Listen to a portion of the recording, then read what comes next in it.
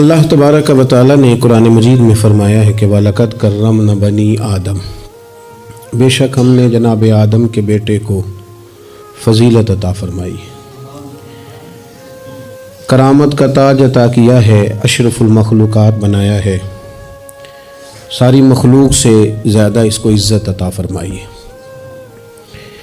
انسان ہونے کے ناطے تمام انسان نہ صرف یہ کہ برابر ہیں بلکہ قابل احترام ہیں۔ اللہ تبارک و تعالی نے سب کا اعزاز رکھا ہے، سب کو فضیلتوں سے نوازا ہے، لیکن دنیاوی زندگی کے اندر اللہ تبارک و تعالی نے ان کی تقسیم کر دی ہے۔ کسی کو آقا بنا دیا ہے، کسی کو غلام بنا دیا ہے، کسی کو فیکٹری کا مالک بنا دیا ہے، کسی کو وہاں پہ مزدور بنا دیا ہے۔ اور یہ تقسیم اللہ تعالیٰ نے اپنے فضل سے کی ہے نظام قدرت کو چلانے کے لیے، نظام زندگی کو چلانے کے لیے۔ اور قرآن مجید فرماتا ہے نحن قسمنا بینہم معیشتہم فی الحیات الدنیا، ہم نے دنیاوی زندگی میں ان کی معیشت کو تقسیم کر دیا، ان کے درمیان معاملات کو تقسیم کر دیا ہے، خود اللہ نے کیا۔ وَرَفَعْنَا بَعْضَهُمْ فَوْقَ بَعْضٍ دَرَجَاتٍ، اور بعض کو بعض سے درجوں میں فضیلت عطا کر دی۔ ہم نے خود تقسیم کیا ہے، مالک نے تقسیم کیا ہے، وہ فرماتا ہے ہم نے بانٹا ہے خود، یہ تمہارا نظام زندگی کہ بعض کو درجوں میں فضیلت دے دی ہے۔ یہ تقسیم، یہ کار حیات اس لیے تاکہ نظام زندگی کو چلایا جائے۔ ایک شخص کو اللہ تبارک و تعالیٰ نے بادشاہ بنایا ہے اور ایک کو اس کا دربان بنایا ہے۔ یہ تقسیم اس لیے کی ہے کہ ظاہر ہے سارے تو بادشاہ نہیں بن سکتے، اور کسی نہ کسی نے دربان بھی بننا ہے۔ حکم کیا ہے؟ حکم یہ ہے کہ وہ دربان احساس کمتری کا شکار نہ ہو، وہ یہ سمجھے کہ اللہ تعالیٰ نے اس ملک میں اسی جگہ میری ڈیوٹی لگائی ہے، اور بادشاہ تکبر کا شکار نہ ہو، وہ یہ تو سمجھے کہ اللہ نے مجھے اعزاز دیا ہے، مجھے فضیلت دی ہے، ملک چلانے کے لیے اللہ تعالیٰ نے مجھے چنا ہے، لیکن وہ اس دربان کو اپنے سے کم تر نہ سمجھے، اسے حقیر نہ سمجھے، اپنے ذہن کے اندر یہ بات بٹھائے کہ جس طرح بحیثیت انسان رب نے مجھے فضیلت عطا کی ہے، اسے بھی اللہ نے اسی طرح ہی فضیلت عطا فرمائی۔ اور اگر انسان ہونے کے ساتھ ساتھ وہ مسلمان بھی ہے، مومن بھی ہے، تو پھر تو نبی پاک صلی اللہ تعالیٰ علیہ وسلم نے فرمایا میرے مومن کی عزت اللہ کی نظر میں کعبے سے بھی زیادہ ہے، پھر تو اور زیادہ فضیلت اس کی سمجھے گا۔ ہم نے اس تقسیم حیات کو اپنے اوپر طاری کر لیا ہے، اور کچھ لوگ احساس کمزوری کا شکار ہو گئے ہیں، اور کچھ لوگ ایسے ہیں جو بلا وجہ تکبر کا شکار ہیں۔ انسان کو یہ حکم دیا گیا ہے کہ وہ جہاں بھی ہے وہ اللہ کا بندہ بن کے وقت گزارے، اس کے ذہن اور نظریات ٹوٹے نہ، بکھرے نہ، وہ یہ سمجھے کہ اللہ تبارک و تعالیٰ نے اگر کچھ مجھے دیا ہے تو اپنے فضل سے دیا ہے۔ ہمارے ہاں یہ ہوتا ہے کہ اگر کسی شخص کو کوئی چیز خدا اپنے فضل سے دیتا ہے تو وہ اسے نہ اپنا حق سمجھنے لگتا ہے، اور وہ محسوس کرتا ہے کہ یہ معاذ اللہ مجھے ملنی ہی چاہیے تھی، میں اسی کا حقدار تھا۔ وہ چیز پھر اس بندے کو بعض اوقات تکبر میں مبتلا کرتی ہے، بعض اوقات خود پسند بنا دیتی ہے، اور بعض اوقات جو اس کی بہترین صلاحیتیں ہوتی ہیں وہ صلاحیتیں زنگ آلود ہو جاتی ہیں، اخلاقی کمزوریاں اس کے اندر جڑ پکڑ جاتی ہیں۔ محبوب سبحانی حضرت غوث اعظم صمدانی شیخ عبد القادر جیلانی رضی اللہ تعالیٰ عنہ ارشاد فرماتے ہیں کہ تو جہاں بھی ہو اپنی سوچ کو عاجزی والی بنا۔ آپ فرماتے ہیں اگر تیری عمر زیادہ ہے اور تیرے سامنے ایک شخص کھڑا ہے جس کی عمر تھوڑی ہے، تو اپنے ذہن میں یہ بات بٹھا کہ اس کی عمر تھوڑی ہے تو غلطیاں بھی تو تھوڑی ہیں نا۔ اور اگر تیرے سامنے کوئی شخص کھڑا ہے، تیری عمر تھوڑی ہے، اس کی زیادہ ہے، تو پھر یہ ذہن بنا لے کہ اگر اس کی عمر زیادہ ہے تو اس کی نمازیں بھی تو زیادہ ہیں نا، تلاوتیں بھی تو زیادہ ہیں نا، خیرات بھی تو زیادہ ہے نا، عمر جو زیادہ ہے۔ اور اگر تو ان پڑھ ہے اور تیرے سامنے عالم کھڑا ہے تو اس ترتیب سے عاجزی پیدا کر لے کہ وہ چونکہ عالم ہے تو میں تو بہت سارے کام اپنی جہالت کی وجہ سے غلط کر لیتا ہوں، لیکن وہ عالم ہے تو اپنے علم کی بنیاد پر یقیناً وہ مجھ سے زیادہ خیر کٹھی کر رہا ہے، اور اگر تو عالم ہے اور تیرے سامنے جاہل کھڑا ہے تو پھر بھی تو اپنی طبیعت میں عاجزی لا اور تو یہ ذہن بنا کہ وہ اگر کوئی غلطی کرے گا بھی تو اپنی جہالت کی وجہ سے کرے گا، تو مجھے تو پتہ ہے سارا، ایسا نہ ہو کہ میرا گناہ ڈبل لکھ دیا جائے۔ اب جہاں ہیں جس ترتیب سے ہیں اس ترتیب سے ہی اپنی طبیعت کے اندر عاجزی لائیں۔ نبی پاک صلی اللہ تعالی علیہ وسلم نے فرمایا، حضرت عبداللہ ابن مسعود رضی اللہ تعالیٰ عنہ حدیث کے راوی ہیں، حضور نے فرمایا جس کے دل میں رائی کے دانے کے برابر بھی تکبر ہوا وہ شخص جنت میں نہیں جائے گا۔ تو عرض کی یا رسول اللہ صلی اللہ علیہ وسلم، ایک آدمی اچھا لباس پہنتا ہے، اچھا بن کے رہنا چاہتا ہے، صاف ستھرا بن کے رہنا چاہتا ہے، تو کیا یہ بھی تکبر ہے؟ تو سرکار نے فرمایا نہیں، اللہ تو خوبصورت ہے، خوبصورتی کو تو پسند فرماتا ہے۔ تو یا رسول اللہ صلی اللہ علیہ وسلم پھر تقسیم کس طرح کریں؟ تکبر کے مفہوم کو کیسے سمجھیں؟ تو دو باتیں نبی پاک علیہ السلام نے ارشاد فرمائیں۔ سارے عنوان کو ان دو باتوں میں سمجھا جا سکتا ہے۔ محبوب فرمانے لگے تکبر تو یہ ہے کہ بندہ حق قبول نہ کرے اور دوسرے بندوں کو اپنوں سے حقیر سمجھے۔ اگر تیرا کوئی بھی کمال قبول حق میں رکاوٹ بن گیا تب تو متکبر ہے، اور اگر کسی بھی مقام پر جا کر تو کسی کو حقیر سمجھنے لگ گیا ہے پھر تو متکبر ہے۔ ورنہ اچھا لباس پہننے سے بندہ متکبر نہیں ہوتا، اچھی گاڑی میں بیٹھنے سے بندہ متکبر نہیں ہوتا، اچھے گھر میں رہنے سے بندہ متکبر، بلکہ حضرت باجید بستامی رحمۃ اللہ علیہ تو یہاں تک فرماتے ہیں کہ میں نے بہت بڑے بڑے مکانوں میں درویش بستے دیکھے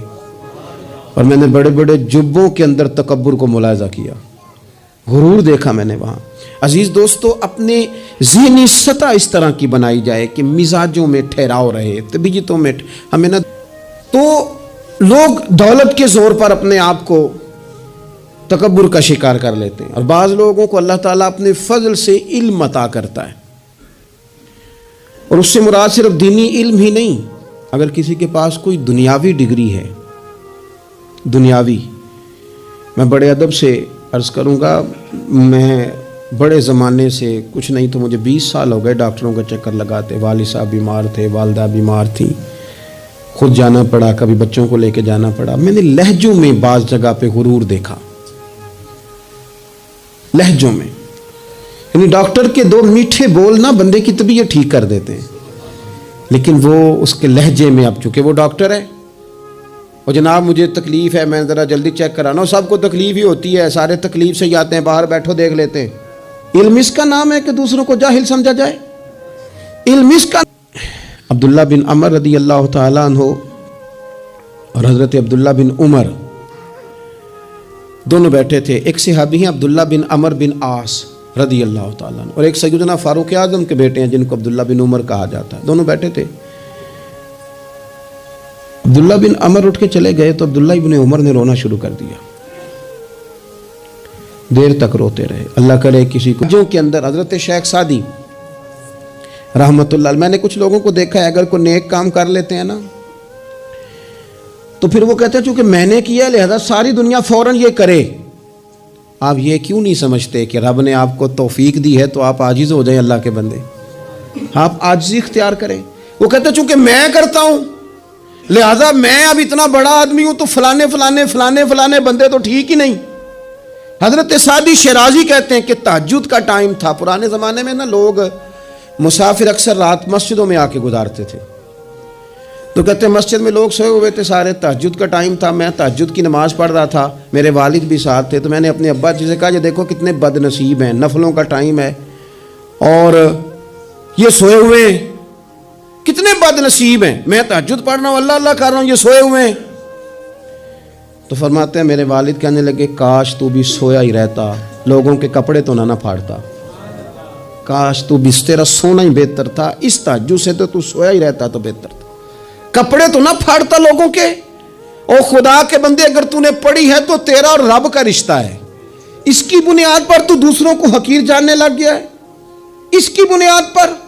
علم پڑھے دا مان نہ کریے ماتا کھی میں پڑھیا، او جب بار کہار کہاوے مت روڑ دے میں دودھ کڑیا۔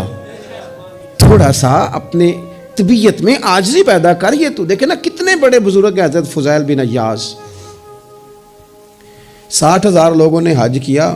حضرت کے بھی وہ حجوں میں بہت 21واں 22واں حج تھا۔ کسی نے پوچھا حضور اس سال حج کے بارے میں آپ کا کیا خیال ہے؟ تو آپ فرمانے لگے جتنے بھی حاجی آئے سارے ہی نیک تھے، حج ضرور قبول ہوگا، اور اگر کسی وجہ سے کوئی کمی رہ گئی تو وہ میری نحوست کی وجہ سے رہ جائے گی، اس لیے کہ ان میں سب سے زیادہ گناہگار میں ہی ہوں، میری وجہ سے کوئی رہ گئی تو رہ گئی، ورنہ تو امید ہے خدا فضل ہی فرمائے گا۔ آپ کے مزاج میں جب عاجزی ہوتی ہے کہ نا، اگر آپ کسی مقام پہ فائز ہیں تو وہ تو اللہ نے دیا آپ کو، تو اب تو آپ کو اس مقام پر جا کے بھی عاجزی ہی کرنی چاہیے تھی، اور اگر آپ وہ عاجزی نہیں کر رہے تو اس کا مطلب ہے آپ بہت ساری خطاؤں کا شکار ہیں۔ ہمارے زمانے میں نا ایک رواج آیا ہے کمزوریاں بیان کرنے کا، اور کمزوری اکثر وہ بندہ بیان کرتا ہے جو اپنے آپ کو کچھ سمجھتا ہے۔ لوگ ایک دوسرے کی کمزوریاں ڈسکس کرتے ہیں، بلکہ پہلے تو لوگ لوگوں کی کمزوریاں بیان کرتے تھے، اب جماعتیں جماعتوں کی کمزوریاں بیان کرتی ہیں، اب پارٹیاں پوری پارٹیوں کی کمزوری بات اتنی اجتماعیت تک چلی گئی کہ سوچے محدود سے محدود تر ہو گئی۔ اللہ تعالیٰ نے نا ایک دفعہ حضرت موسیٰ کلیم اللہ علیہ السلام سے فرمایا کہ آپ کی قوم میں جو سب سے نیک آدمی ہے نا اسے ڈھونڈ کے میری بارگاہ میں لائیں۔ حضرت موسیٰ علیہ السلام نے نا جس کو سب سے زیادہ نیک سمجھتے تھے اسے اللہ کے حضور پیش کیا، مالک یہ سب سے زیادہ نیک ہے، جسے حضرت موسیٰ کلیم نیک کہیں، وہ کتنا کو نیک ہوگا، یا اللہ یہ نیک ہے۔ حضرت موسیٰ علیہ السلام سے رب کریم نے فرمایا اب اس بندے کی ڈیوٹی لگاؤ کہ یہ اس قوم میں جو سب سے گناہ گار ہے وہ بندہ ڈھونڈ کے لائے۔ اگر یہ ڈیوٹی ہماری لگتی تو پھر تو اللہ خیر کرے، سارے گناہ گار تھے ماں سوائے میرے، خدا مجھے ایسی خدائی نہ دے کہ اپنے سوا کچھ دکھائی نہ دے۔ جناب اس کی ڈیوٹی لگائیں، حضرت موسیٰ کی گواہی ہے یہ سب سے زیادہ نیک ہے، اس کی ڈیوٹی لگائیں یہ سب سے گناہ گار بندہ ڈھونڈ کے لائے۔ آپ نے ڈیوٹی لگا دی تو وہ عرض کرنے لگے حضور 3 دن کی مہلت دے، میں بندہ ڈھونڈتا ہوں۔ 3 دن 3 راتیں گزر گئیں، آنے کا وقت آیا تو اسی نیک آدمی نے کیا کیا، اپنے گلے میں رسی ڈالی اور اپنے ہی ہاتھ سے پکڑ کے لا کے حضرت موسیٰ کلیم کے دست مبارک میں دے کے کہا حضور 3 دن کوشش کی ہے، سب سے زیادہ گناہ گار میں ہی ہوں۔ برے بندے تو میں لبن ٹریا تے جاگتے ملیا نہ کوئی، تے اپنے اندر چاتی پائی تے میں تھوں برا نہ کوئی، میں ہی ہوں۔ تو حضرت موسیٰ کلیم علیہ السلام فرمانے لگے یہ تو نے کس طرح تجزیہ کیا؟ عرض کی حضور بعض لوگوں کی نا چھوٹی موٹی کوتاہیاں میرے سامنے تھیں، اس پر میں نے غور کیا، لیکن ان کی غلطیاں یقینی نہیں تھیں، میرا گمان ہی تھا، پورا مجھے یقین نہیں تھا کہ یہ غلطیاں ہیں، لیکن جو میری غلطیاں تھیں ان کا مجھے پورا یقین تھا کہ یہ ہیں۔ کسی کی غلطیاں میرے سامنے یقینی نہیں تھیں، اپنی کوتاہیاں میرے سامنے یقینی تھیں، اور جو زیادہ یقینی چیزیں تھیں نا اس پر جب میں نے غور کیا تو پھر میں سمجھا کہ اس بستی میں سب سے گناہ گار میں ہی ہوں۔ آپ مجھے نا بتائیں اب میرے لیے آپ نے کیا کرنا ہے؟ جناب موسیٰ وہیں کھڑے تھے تو رب کریم نے حضرت موسیٰ سے کلام فرمایا، وہی فرمائی، فرمایا میرے کلیم اس کو جو سب سے زیادہ فضیلت ملی ہے وہ نمازوں کی وجہ سے نہیں ملی، یہی اس کی عاجزی ہے جس کی وجہ سے رب نے سب سے زیادہ فضیلت عطا فرمائی۔ یہ اس کے ذہن کے اندر بات ہے جس سبب سے اللہ تعالیٰ نے اسے یہ اعزاز دیا۔ تھوڑا سا نا چیزوں کو سمجھا جائے، انسان اپنی ذہن سازی کرے، اپنے اوپر غور کرے۔ ہم اپنے آپ کو 2 4 5 چیزیں دیکھ کے تسلیاں دے کے بیٹھ جاتے ہیں کہ نہیں چھوڑ، تو ساری دنیا اتنی خراب ہے، تو فلانی نیکی بھی کرتا ہے۔ اس سے نا انسان کی روحانی زندگی کمزور پڑ جاتی ہے، اس کے افکار پہ میل کچیل چڑھنے لگ جاتی ہے، وہ آہستہ آہستہ کمزور ہونے لگ جاتا ہے۔ کچھ بھی فرق نہیں پڑتا اگر طبیعت میں عاجزی آ جائے تو کوئی فرق، مثلا کیا ہو جائے گا اگر کوئی شخص تھوڑا بہت اگر کام کر لے، اگر کسی وقت وہ کوئی عاجزی اختیار کر لے تو اس سے فرق پڑ جائے گا۔ اور میں نے دیکھا سوسائٹی کا یہ ماحول بن گیا، وہ جناب تو شاہ پر چکے ہے، اور بڑے اور انداز میں لوگ بات کرتے ہیں، اپنی طبیعتوں پہ بوجھ ڈالا جائے۔ ہمارے ہاں نا ایک لمبی لسٹ ہے ان لوگوں کی جن کی وجہ سے ان کے اپنے تکلیف میں یعنی کیا مثلا کیا کہہ سکتا ہے بندہ داماد کو؟ کہہ سکتا ہے کچھ،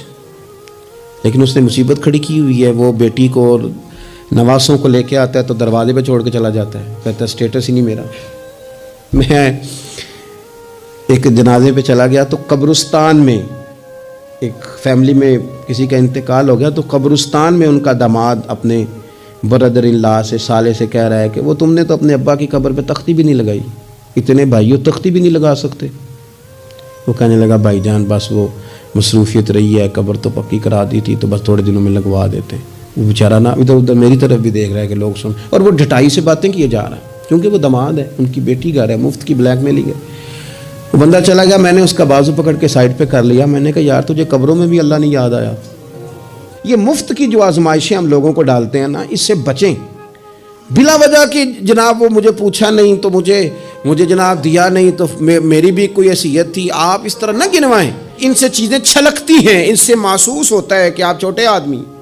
اس سے محسوس ہوتا ہے کہ ہم کمزور پڑ گئے، ہم نے کس بنیاد پر لوگوں کو لوٹنا اور تاڑنا اور لتاڑنا شروع کر دیا. انسان ہوتا ہے، اور وہ جب ان چیزوں سے نکل جاتا ہے نا تو محسوس ہوتا ہے کہ وہ بندہ بڑا آدمی ہے کہ جو نہ اسے کوئی یہ پرواہ ہے کہ مجھے کوئی بٹھائے کہاں پہ، نہ اسے کوئی یہ ٹینشن ہے کہ کوئی یہ. میں نے دیکھا ہے بعض بڑے لوگ ان چیزوں سے ویسے نکل جاتے ہیں. حضرت عمر رضی اللہ تعالیٰ عنہ مال غنیمت کا اونٹ گم ہو گیا تو تلاش کر رہے تھے، تو ایک بندے نے کہا کسی غلام کو کہہ دیتے. فرمانے لگے میں بھی تو غلام ہی ہوں، میں بھی تو اپنے محبوب کا غلام ہوں، کسی غلام کو کہہ دیتے. اس کا کیا مطلب؟ اس لیے اس تکبر سے اپنے آپ کو بچا کے لوگوں کے لیے آسانی کی جائے، اپنوں کو پیار دیا جائے، اپنوں کو محبت دی جائے. جب آپ کسی سے پیار کریں گے، اعزاز دیں گے تو اس میں محسوس ہوگا کہ ہماری اپنی بھی کوئی شان ہے، عظمت ہے، ہم وزادار ہیں. دیکھیں میرے نبی پاک صلی اللہ تعالیٰ علیہ وآلہ وسلم کے صحابہ حضور کا اتنا ادب کرتے تھے کہ نبی پاک صلی اللہ علیہ وسلم کے دروازے پر نہ پوری ہتھیلی سے دستک نہیں دیتے تھے، انگلی کے پوروں سے، ناخنوں سے. ادب ہے. کسی نے کہا تھا کہ باب جبریل کے پہلو میں ذرا دھیرے سے، خواجہ فخر الدین فرماتے ہیں باب جبریل کے پہلو میں ذرا دھیرے سے، فخر کہتے ہوئے جبریل کو یوں پایا گیا، ہم نے نہ پلکوں سے درے یار پہ دستک دی ہے، کیونکہ ذرا آواز اونچی ہوئی تو عمر کا سرمایا گیا. صحابہ یوں ادب کرتے کہ اونچا سانس نہیں لیتے تھے حضور کی بارگاہ. نبی پاک صلی اللہ علیہ وسلم کے وجود سے وضو کا پانی تو وہ نیچے نہیں گرے گا، وہ نیچے ہتھیلیاں کر دیتے تھے. آنکھیں حضور کی بارگاہ میں نہیں اٹھاتے تھے. بعد سے پوچھا داتا حلیہ بیان کر دو، کہتے تھے اتنی جرت ہی نہیں تھی حضور کو دیکھ سکیں.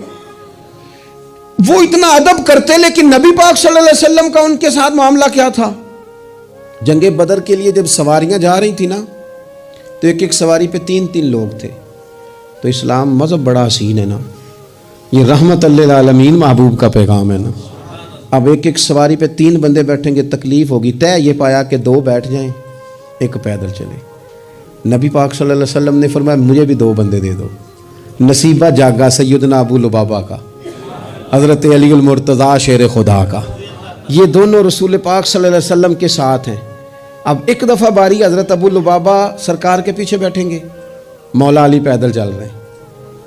اس شخص کا کمال تو دیکھیں جس کے ہاتھ میں اس سواری کی لگام ہے جس کے سوار مدینے والے رسول ہیں صلی اللہ تعالی علیہ وسلم. پھر باری آئی حضرت علی پیچھے بیٹھے ہیں، لگام حضرت ابو لبابہ نے تھام لی. وہ سوئے لال زار پھرتے ہیں اور تیرے دن اے بہار پھرتے ہیں. نبی پاک صلی اللہ علیہ وسلم کی سواری کی لگام تھامی ہوئی، باری لگ گئی، حضور نے پیدل چلنا ہے. کیوں ہاتھ باندھے ہیں دونوں نے، عرض کی حضور خادم جو حاضر ہیں مہربانی کریں نا، آپ بیٹھے نا، ہم پیدل چلتے ہیں آپ کی باری. تو نبی پاک صلی اللہ تعالی علیہ وسلم کا جو لہجہ ہے عزت دینے کا، 2 جملے حضور نے کہے. آپ دونوں جملوں میں حضور نے جو غلاموں کو عزت دی وہ بھی دیکھیے، سمجھانے کا انداز بھی دیکھیے، اور امت کے دلوں میں عاجزی پیدا کرنے کا طریقہ بھی دیکھیے. حضور سید عالم علیہ الصلوۃ والسلام فرمانے لگے تم دونوں مجھ سے زیادہ طاقتور ہو، تم زیادہ طاقت رکھتے ہو کہ پیدل چلو، میں بھی چل سکتا ہوں. اور پھر فرمایا تم دونوں کو کوئی زیادہ اجر کی ضرورت ہے، میں نے بھی تو اپنے رب سے اجر لینا ہے نا، دین کے رستے میں چلنے کا میں نے بھی تو اجر لینا ہے. تھوڑی دیر ہوئی ایک آیا کالیاں زلفاں والا، تھوڑی دیر ہی ہوئی ایک آیا سی کالیاں زلفاں والا وہ 2 گھڑیاں ہی میرے من وچ رکیا ہے کر گیا نور اجالا اتنا کرم 2 جملوں سے طبیعت ہی بدل گئی فرمایا تم کو زیادہ طاقتور ہو تمہیں کو زیادہ اجر چاہیے آپ اگر پیار کریں گے نا تھوڑی تھوڑی محبت کریں گے تھوڑا تھوڑا انداز آپ اختیار کریں گے میں نے دیکھا ہے کوئی افسر صاحب بن گئے ہیں کوئی پیر صاحب بن گئے ہیں کوئی علامہ صاحب بن گئے ہیں ناراض نہ ہونا کوئی نمازی صاحب بن گئے کوئی حاجی صاحب بن گئے کوئی فلانا صاحب بن گئے تو بس وہ ہم کچھ نہ کچھ بن ہی گئے ہیں اور جن لوگوں کو ہماری وجہ سے سکون مل رہا تھا وہ ڈھونڈ رہے ہیں پتر ملے بھائی ملے شاگرد ملے دوست ملے یہ ساری صورتیں بھی تو لوگوں کو چاہیے اور آپ کی عظمت میں شان میں کوئی فرق نہیں پڑتا